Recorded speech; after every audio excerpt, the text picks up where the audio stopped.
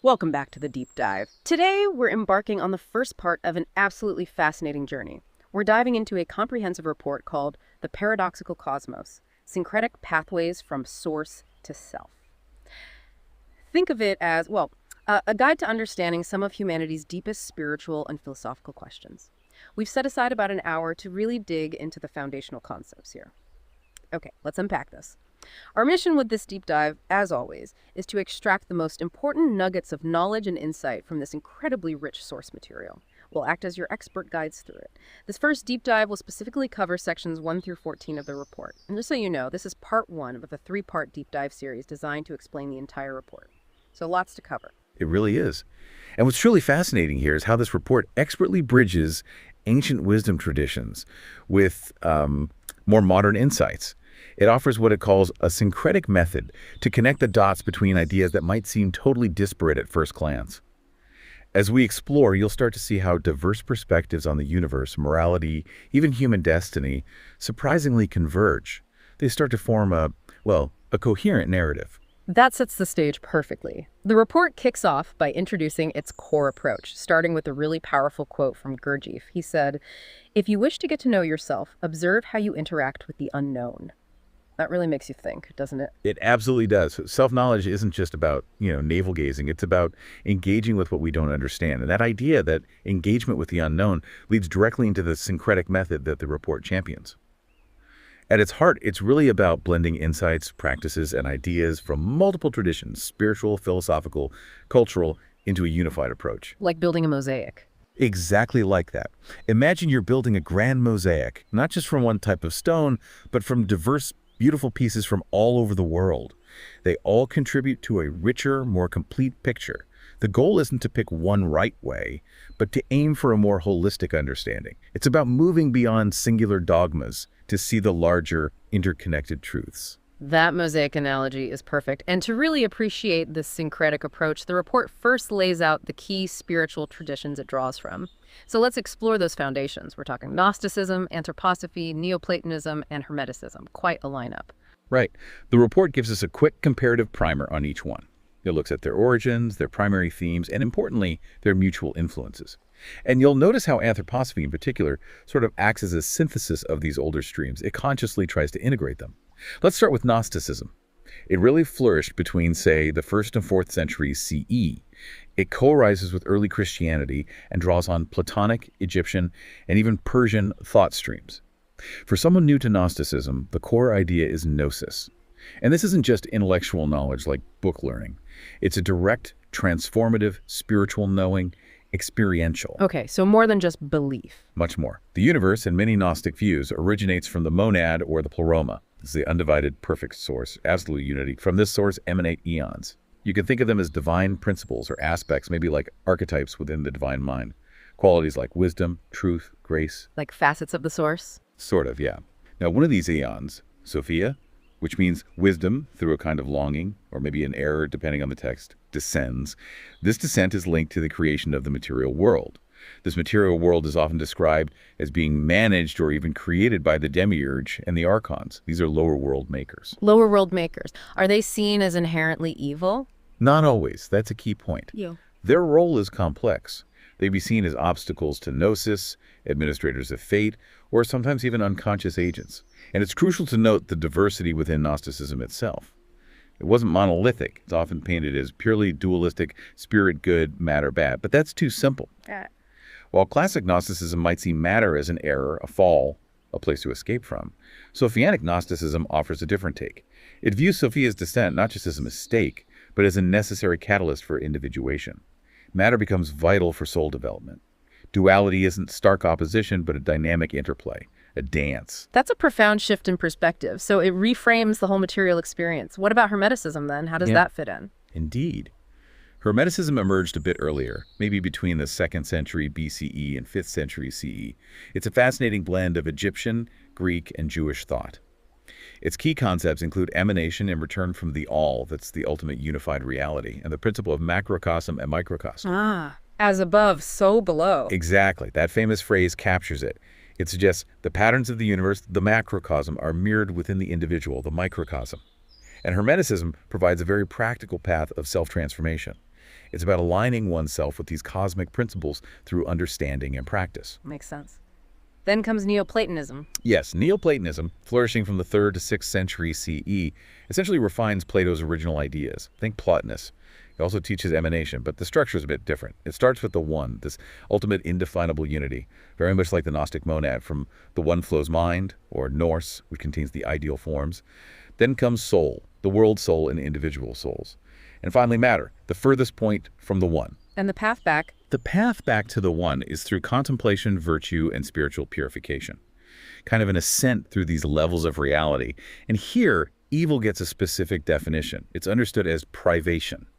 Privation, meaning lack. Exactly, the absence of good. Think of darkness. It isn't a thing in itself, it's just the absence of light.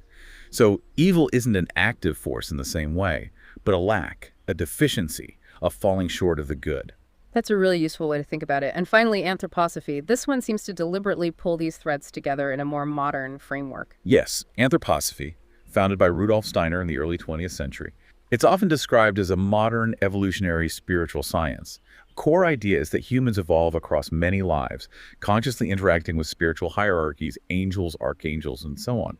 And a really key concept here is polarities as catalysts. Anthroposophy talks about adversarial forces, often named Ahriman and Lucifer. Like forces of darkness and maybe false light? Kind of. Ahriman represents materialism, rigidity, darkness. Lucifer represents pride, illusion, escaping into spirit prematurely. Steiner argues that these forces, this adversity, are actually necessary for developing true human freedom and individuation. We grow by navigating between these poles. So Steiner's work is a truly modern syncretism. It openly draws from and aims to systematize elements of Gnosis, Hermeticism, Neoplatonism, Rosicrucianism, and Christian mysticism. Okay, that's an incredible overview of the foundations. So after laying all that out, what's the big takeaway? What does the report see as the common ground across these seemingly different traditions? That's precisely what the report highlights next, these shared patterns across traditions. And when you look closely, a surprisingly consistent narrative emerges. First, there's emanationist metaphysics. Pretty much all these traditions suggest reality flows or emanates from a hidden unified source. This unfolding often happens through stages or archetypes. Okay, a shared origin story, in a sense. In a broad sense, yes. Second, descent and return. Spiritual evolution isn't static. It involves differentiation, a kind of descent into multiplicity, complexity, often involving suffering, followed by individuation, and then a conscious ascent or return towards the source. So a journey out and a journey back. Exactly. Third, transformative adversity. Duality, shadow, or adversarial forces aren't usually seen as just errors or purely negative. They act as catalysts for growth, wisdom, and freedom. This is especially clear in Sophianic Gnosticism and anthroposophy, where challenges are really essential for development. So struggle has a purpose. A profound purpose. Fourth, it's about participatory and developmental transformation. You don't get there just by believing something. Transformation is achieved through active engagement, through gnosis, direct knowing, through moral striving, ethical development, or sometimes ritual practice. It's a path you walk. Not passive reception. Definitely not. Fifth, there's non-absolutist dualism. Especially in the more, let's say, integral streams like Sophianic Gnosticism, Neoplatonism, Hermeticism, and anthroposophy, the spirit-matter divide isn't a stark, hostile opposition. It's seen more dynamically as a creative polarity. The descent might even be intended, and the return brings integration, not just escape. Okay, a more nuanced view of duality. Yes. And finally, there's the dialogue between unity and multiplicity, the paradox of the one and the many. How unity gives rise to diversity and how diversity finds its way back to unity is central to all these traditions. They all grapple with this fundamental mystery. Wow. So the implication is that despite all the different symbols and languages, humanity across cultures seems to be wrestling with a very similar, perhaps universal, quest. A quest to understand our origins, our purpose, and the path back to wholeness. That's a great way to put it. The report suggests these patterns point towards a shared deep structure in human spiritual experience. That's a truly powerful convergence. Building on that foundation, the report then offers a fascinating comparison.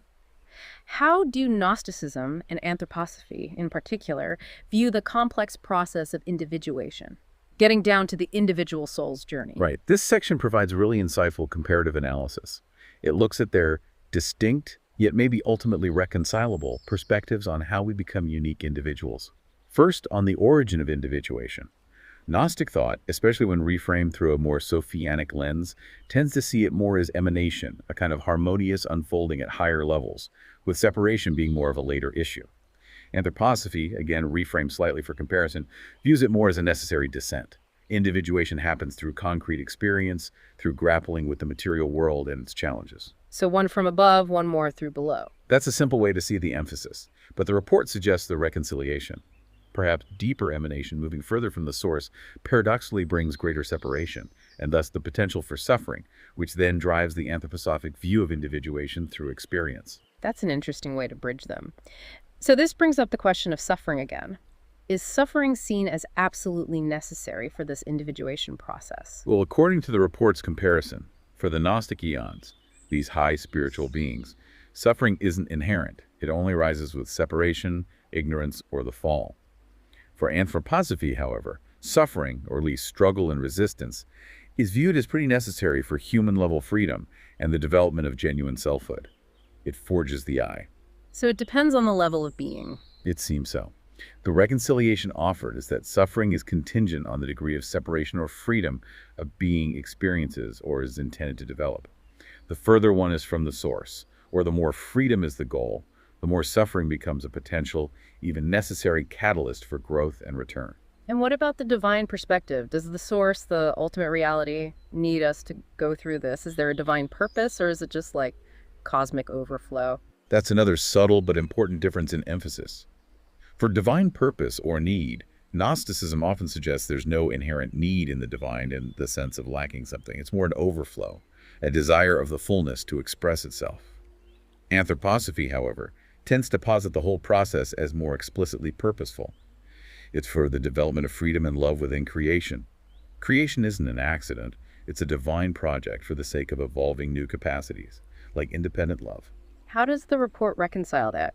Need versus overflow. The report suggests framing need not as a deficiency in the source, but perhaps as a want, a cosmic desire for expression, for self-knowledge through differentiation and the experiences of created beings. It's not neediness, but intention. That makes sense. This leads us naturally into Section 4, which maps out the unique journeys of various spiritual beings, Sophia, Sabaoth, archangels, humans as they navigate these paths of origin and individuation. Exactly. The report details their specific paths, showing individuation isn't one size fits all. Take Sophia, the eon we mentioned. She's near divine fullness, high up in the pleroma. Her point of individuation, or her fall, is often described as arising from a longing for direct experience of the Father, trying to grasp the ungraspable, leading to this drama of longing, error, and ultimately redemption. Her journey is profound despite her high origin. So even high beings have their struggles. What about Sabaoth? He's an archon, right? Lower down. Yes, Sabaoth is described as an archon emanated by Sophia, so he's further removed from the ultimate source. His individuation comes through something different, acts of recognition or rebellion. He recognizes a higher power than his immediate creator, the demiurge often, and rebels against limitation. And surprisingly, this leads to an exceptional ascent for him, moving towards a higher realm. It's a different kind of individuation, starting from a less mature or developed point compared to Sophia, but achieving a significant transformation. Interesting. And angels or archangels? Archangels and angels are seen as belonging to higher spiritual hierarchies. The report, drawing especially on anthroposophy here, suggests they individuated through prior cosmic cycles. Perhaps they were once in a stage similar to humans in a previous world evolution. They're already quite developed spiritually.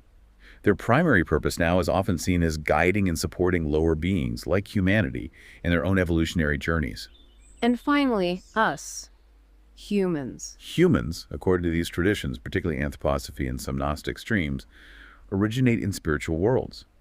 We consciously descend into matter precisely for the purpose of our own unique individuation process, to develop self-consciousness and freedom in a way that wasn't possible up there. It's fascinating how different these paths are, each with its own purpose and starting point. The report then specifically compares Steiner's anthroposophy versus Gnosticism on their views of angels and human destiny.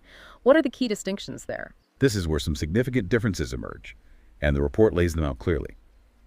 Regarding angelic beings, Steiner sees them as evolving beings who were once human in a prior stage and are now progressing further up the spiritual ladder.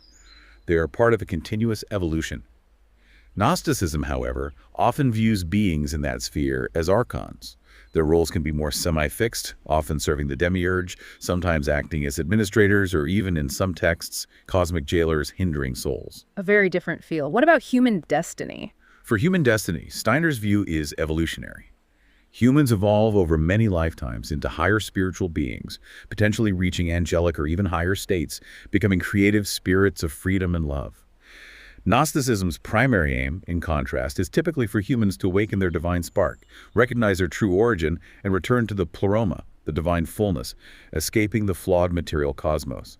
It's more about remembrance and escape than evolution within the cosmos. And freedom, how is that viewed differently? Freedom is absolutely central for Steiner. Humans develop individuality and conscious freedom through earthly lives and then ascend with that freedom. Gnosticism holds that humans possess a divine spark, which is inherently free and potential, but the archons are often depicted as lacking true freedom or acting out of ignorance or compulsion. Human freedom is about liberating that spark from archontic influence. What about the role of angels or archons, guides or jailers? For Steiner, the role of angels and other hierarchies is primarily benevolent. They are guides, helpers, teachers themselves on their own evolutionary path, assisting humanity. Gnosticism, conversely, often portrays the archons as administrators of the material world and the cycles of fate. Sometimes they are seen as actively working to keep humanity ignorant of its true divine nature, functioning like jailers. Is there any crossover, any archons who ascend in Gnosticism? Yes, the exception highlights this. Steiner generally believes all beings evolve, and the hierarchy is dynamic over vast timescales. In Gnosticism, the ascent of Sabaoth is often cited as an exception. He alone among his archon peers recognizes the light above and ascends, while most archons remain fixed in their roles or tied to the demiurge. That's a profound difference in the cosmic drama and our place in it. This brings us squarely to one of the biggest, most persistent questions humanity has always grappled with: the problem of evil. Section 6 tackles this head-on. Is evil necessary, or is it just an error, a mistake in the cosmic design? Yes, the report compares various perspectives on this enduring puzzle. It's fascinating how different traditions approach it. The Neoplatonist view, which we touched on, asserts that evil is not a substance, not a thing in itself, but rather privation, a lack or absence of good. So in this view, it's necessary only in the sense that absence or incompleteness is always logically possible when you move away from the perfect one. Like the hole on the donut. Pretty much. Gnostic thought, on the other hand, particularly the more dualistic streams, typically holds that evil is not intrinsically necessary to the divine plan.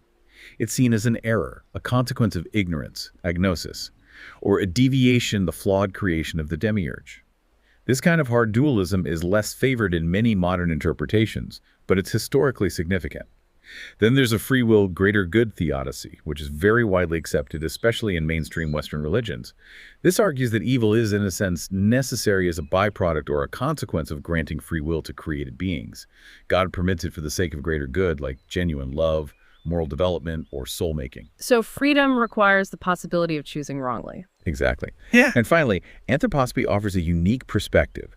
It explicitly affirms that evil, or rather the adversarial forces, Lucifer and Armamen, is necessary for the development of human freedom. These polar forces provide the resistance, the challenges against which human consciousness and freedom can be forged and strengthened.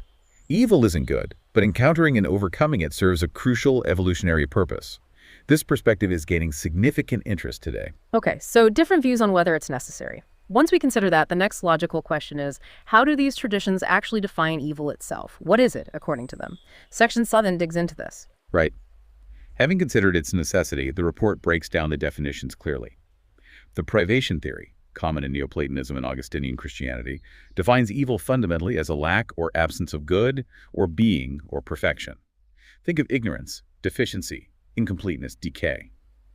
The Gnostic perspective, broadly speaking, often views evil as a byproduct of ignorance, error, or deficiency. For example, the forgetfulness, amnesia of our divine origin, or the arrogance and ignorance of the demiurge creating a flawed world. It stems from a lack of gnosis. The free will, greater good approach tends to define evil primarily in moral terms, as a wrong, harmful, or selfish choice made by free agents. Things like cruelty, injustice, betrayal, narcissism. These are acts of will contrary to the good. So more focus on actions and intentions. Yes. And lastly, anthroposophy defines evil specifically as an imbalance of the Luciferic and Ahrimanic forces we mentioned. Luciferic evil is the pull towards pride, fantasy, spiritual escapism, dissolving form. Ahrimanic evils the pull towards excessive materialism, rigidity, soullessness, hardening form. Evils falling too far into either polarity, losing the healthy human balance between them. That's a very dynamic definition. Now let's turn to morality itself. Section 8 explores whether morality is grounded in objective reason and universal logic, or if it's primarily a matter of free, conscious will something we choose or create. This is a fundamental split in ethical thinking that the report explains well. The logic-based approach to morality finds its source in reason, understanding, and objective knowledge. From this perspective, evil is often seen as a lack, an error, or ignorance, a failure of reason. Logic is central, making morality seem rational, discoverable, perhaps even universal, like mathematical truths. Think Plato or Kant in some ways. In contrast, the will-based approach sees morality having its source in free, conscious choice. Evil here is defined more as a conscious rejection of the good, a deliberate turning away. Logic is secondary to the act of choosing. Morality becomes something chosen, maybe even subjective or relative, a matter aligning one's will with certain values or commands. Think more along existentialist lines, perhaps. Where does anthroposophy fit in this? It seems to value both logic, spirit, and freedom well. It's exactly. The report points out that anthroposophy seeks a profound union of objective morality and freedom. It emphasizes developing moral intuition and moral fantasy through spiritual science. The idea is that true freedom doesn't mean arbitrary choice, but the ability to perceive the objectively right or good action in a situation and freely choose to enact it out of insight and love. Logic, in a higher spiritual sense, reveals the path, and free will embraces it. So it tries to bridge that gap. Given these two perspectives, Section 9 asks, do universal moral principles genuinely exist, inherent in the cosmos, or is morality simply something we create or choose to align with? This explores that tension further. The objective law perspective, common in many religious and philosophical systems, states that morality is discovered. It's inherent in the fabric of reality, perhaps divinely ordained or part of natural law. Our choice is simply whether to obey or ignore this pre-existing moral order. The chosen alignment viewpoint argues that morality is essentially created by free will. Perhaps there are no inherent cosmic laws, only ideals that we choose to strive towards. Meaning comes from this act of choosing and aligning ourselves with values we create or adopt. A bit more existential. Yes. Then there's the non-dual view, often found in mystical traditions. This suggests morality is inherent and universal at the deepest level, but it's only fully realized or expressed through our choices. Choice becomes a way for the underlying unity or divine to express itself ethically in the world. It's both inherent and realized through freedom. And anthroposophy's take. Anthroposophy, as we just touched on, aligns with the idea of objective spiritual laws, but insists they must be freely chosen and realized to be truly moral. Yes, universal morality is real, rooted in the spiritual world, but it is realized in freedom. Freedom itself becomes the path to universality, not something opposed to it. It integrates the objective and the subjective dimensions. This all sounds quite complex, perhaps even abstract, but the report offers a crucial framework in sections 10 and 11, showing how freedom and morality aren't static concepts fixed from the start. They evolve as beings progress through different stages of existence. Exactly. This evolutionary perspective is vital for understanding the whole picture. The report outlines the evolution of freedom. It suggests freedom isn't an on-off switch, but develops in stages. It might start with instinctual freedom, where actions are largely determined by nature, instinct, or conditioning. Think of animals, or perhaps very young children. Morality here is mostly external. Imposed rules don't touch that. Then comes emergent autonomy. This is where self-awareness grows. The I begins to stir. Choices are made, often consciously, sometimes in tension with norms or authority. Think of adolescence, or the early stages of spiritual seeking, questioning traditions. Morality here starts to be internalized, questioned, maybe rebelled against, as personal values form. The struggle for independence. Precisely. The highest stage described is spiritual freedom. This isn't just freedom from constraints, but freedom for consciously aligning one's will with the universal good, with cosmic law understood from within. It's acting in harmony, not out of obligation, but out of insight and love. This is the freedom of sages, saints, or what anthroposophy calls the spirit self. Morality here becomes a spontaneous expression of one's true, liberated selfhood. And morality itself evolves alongside freedom, then. It's not just one set of rules. Exactly. The report mirrors this with the evolution of morality. It starts with heteronymous morality, hetero meaning other, nomos meaning law. Morality is external, imposed by parents, society, religious authorities, tradition. You follow the rules because you're told to, or fear punishment. Then comes autonomous morality, auto, meaning self. The individual develops an inner moral compass, acting out of personal conviction, reason, or conscience. You follow rules because you understand and agree with them. This is Kant's ideal, or Kohlberg's conventional post-conventional stages.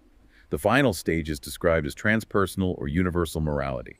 This is where the individual recognizes and freely embodies universal moral truths like compassion, justice, truth, not just as principles, but as expressions of their connection to all beings or to the divine. It's morality flowing from wisdom and love, freely lived. That makes the developmental aspect much clearer. What are these cosmic laws that seem to guide this evolution across different traditions? Do they have different names or forms? They absolutely do, and Section 10 highlights these cosmic law and its syncretic expressions. Despite the different terminology, there's a remarkable resonance. We see Dharma in Hinduism and Buddhism signifying cosmic order, one's duty within that order, right action aligned with reality. Moth in ancient Egyptian tradition is the fundamental principle of truth, balance, order, and cosmic justice, personified as a goddess. Tao in Taoism is the natural way, the underlying principle and flow of the universe. True freedom means acting effortlessly in accordance with the Tao. Karma, found across many Eastern traditions, is the universal law of cause and effect, shaping experiences based on actions. In Gnosticism and esoteric Christianity, there's often talk of a divine law, a higher law of love, unity, and spirit, which often contrasts with lower external laws or the laws of fate, Heimrami. And in anthroposophy, the highest form of moral guidance is moral intuition, arising from direct spiritual insight into the specific needs of a situation, allowing one to freely choose the good in alignment with spiritual reality. It's fascinating how these different cultures converged on similar ideas of cosmic order, but there's still that tension, that paradox between freedom and law. Yes, the report explicitly points out this paradox of freedom and law. At lower stages of development, freedom and law often seem diametrically opposed. Law restricts, freedom rebels or seeks to escape. We feel constrained by rules, whether societal or perceived cosmic ones.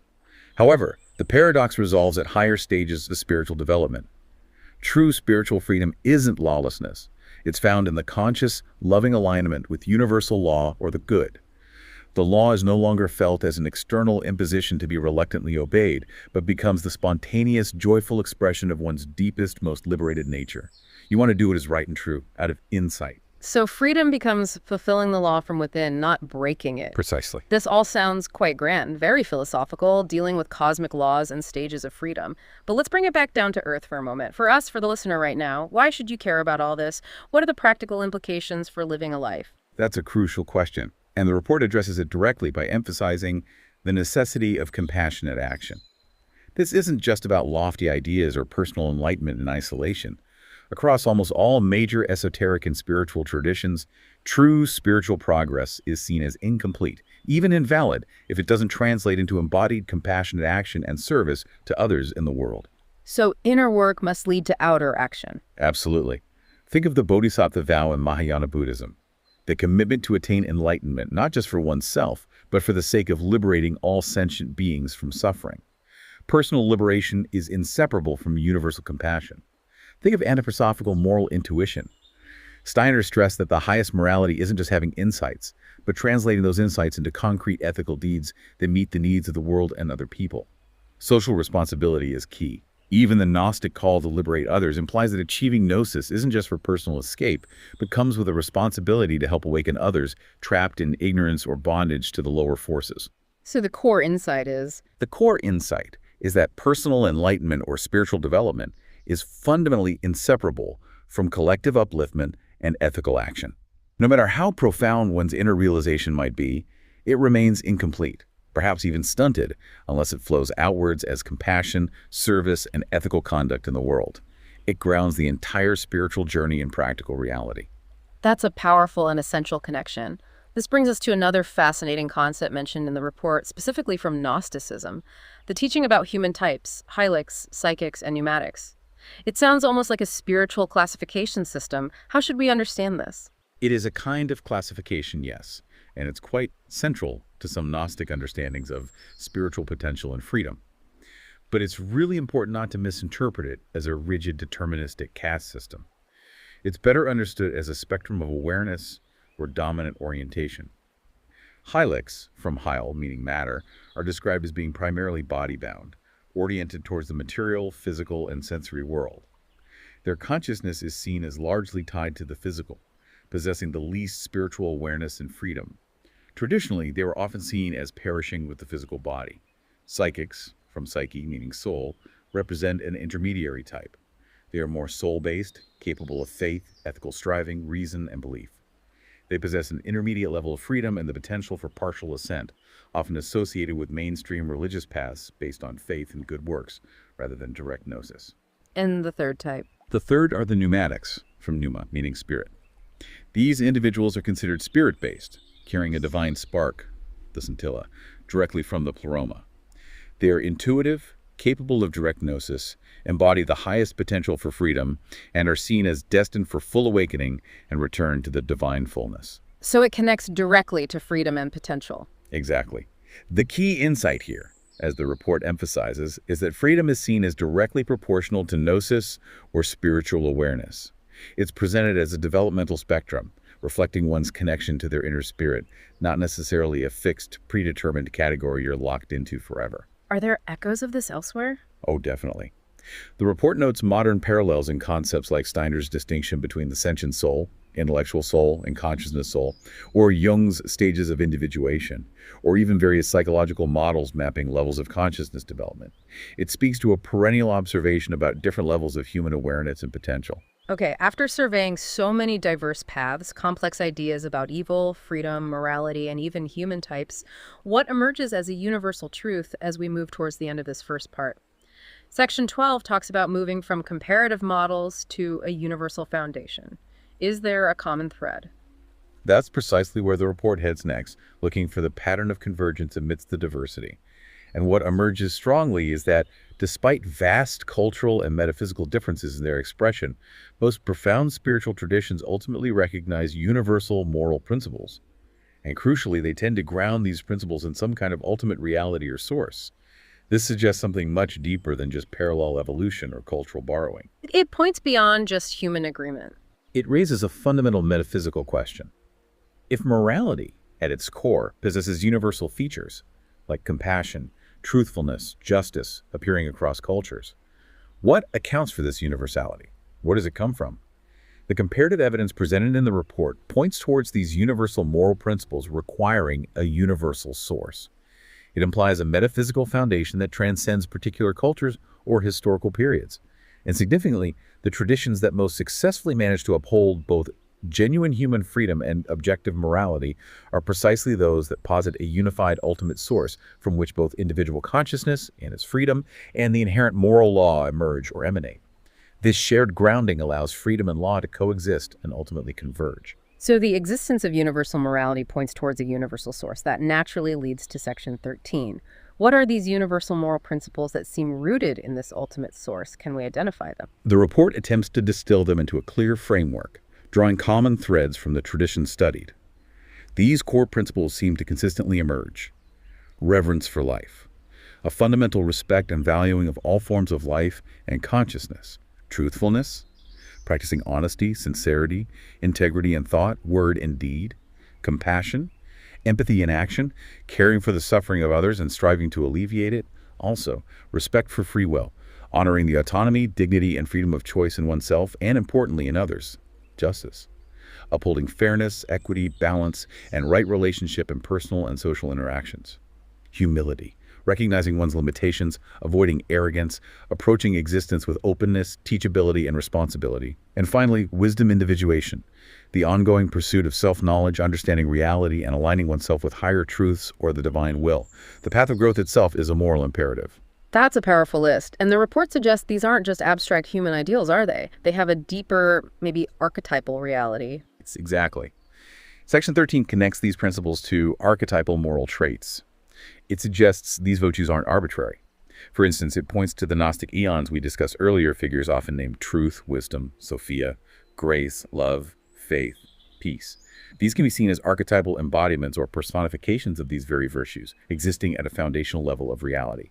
They suggest that these moral principles are rooted in the very structure of the cosmos, perhaps as aspects of the divine mind itself, not just human inventions. So morality is woven into the fabric of existence. This brings us to the final section covered in this first deep dive, Section 14, the ultimate concept, the ineffable source itself from which all existence emanates. the beginning and end of the journey. Yes, we arrive at the pinnacle, the ground of all being. Across incredibly diverse traditions, there's this recurring recognition of an ultimate, often indescribable source or absolute reality. The report provides a fascinating comparison of how this infinite source across traditions is conceived. In Neoplatonism, it's the one absolute, undifferentiated unity beyond all being and description.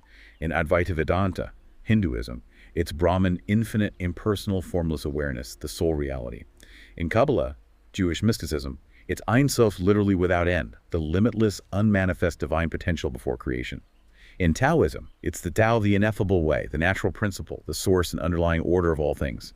In Gnosticism, names like Bethos, depth, or the monad point to this primal singularity, the ultimate father-mother God. Different names, but a similar idea of ultimacy. Very much so. Native American traditions often speak of the Great Spirit, or Wakantanka, an all-pervading, living presence, the sacred power within all things. Hermeticism calls it the ultimate mind, the fundamental unity and totality of existence. Theosophy uses the term para-Brahman, the absolute, beyond even the attributes of the manifest Brahman. And anthroposophy, while focusing more on the hierarchies emanating from the ultimate, points towards the highest spiritual worlds as the unified divine ground from which all existence, including those hierarchies, originates. So despite the different cultural lenses and terminologies, there's a shared intuition of this ultimate ground. What are the key takeaways about this source? The report summarizes a few key points distilled from these comparisons. First, the source is consistently described as the ultimate ground of being itself, not just the biggest thing in existence, but that from which all existence arises. It's often beyond concepts like being and non-being. Second, all differentiation, hierarchy, multiplicity, and manifestation are seen as emanations or unfoldings from this primordial unity, like light radiating from a single unseeable sun. And third, the process of creation isn't usually seen as a one-off event, but as cyclical or rhythmic. There's an outflowing, involution, emanation, descent, and an inflowing, evolution, ascent, return, a great cosmic breath. That's a profound concept to contemplate. To wrap up this first part of our deep dive, let's try to visualize this entire cosmic journey from the source out into manifestation and the path back again.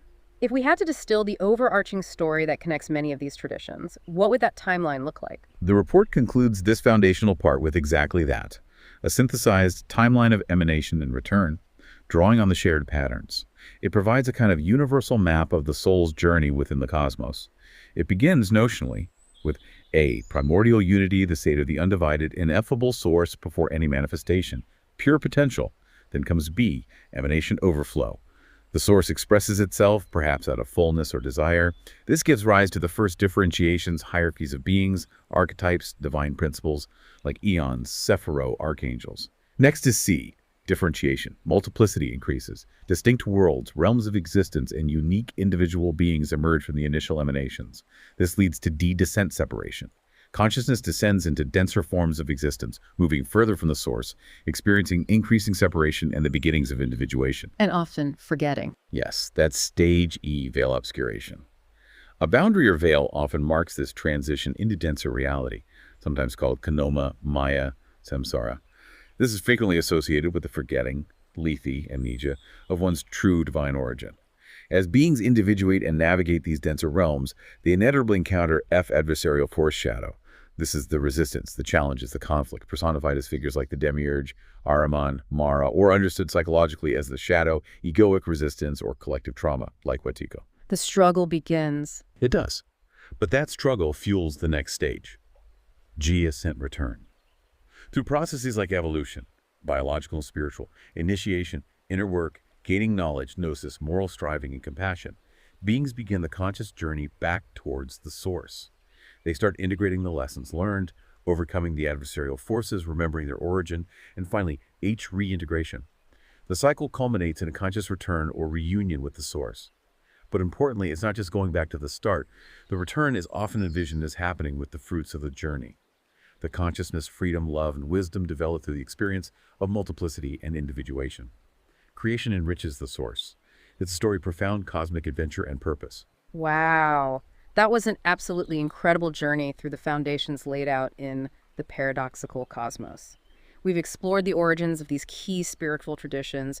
We've grappled with the problem of evil, delved deep into the evolving nature of freedom and morality, and finally traced the emanation of all existence from the ultimate source and the path back. This was an incredibly detailed, approximately 1 hour summary digging into these foundational sections 1 through 14. It really was. And this deep dive, I think, has laid some crucial groundwork. It shows how these diverse spiritual traditions, despite all their apparent differences on the surface, consistently point towards universal principles and a surprisingly coherent cosmic narrative, a grand story of descent, struggle, growth, and return. But as you said, this is just the beginning of understanding the full report's profound implications. Exactly. This was part 1 of our 3-part deep dive series on the Paradoxical Cosmos, Syncretic Pathways from Source to Self. Definitely stay with us for the next part, where we'll continue this incredible exploration, building on everything we've discussed today. And as you reflect on what we've covered, the emanations, the adversarial forces, the evolution of freedom and morality, maybe consider this provocative thought. If our very perception of reality, our understanding of freedom, even our definition of evil, is fundamentally shaped by our own current stage of spiritual development or awareness, what unacknowledged truths about the cosmos, about your own potential, might you already be experiencing, just waiting beneath the surface to be fully realized? Something to ponder.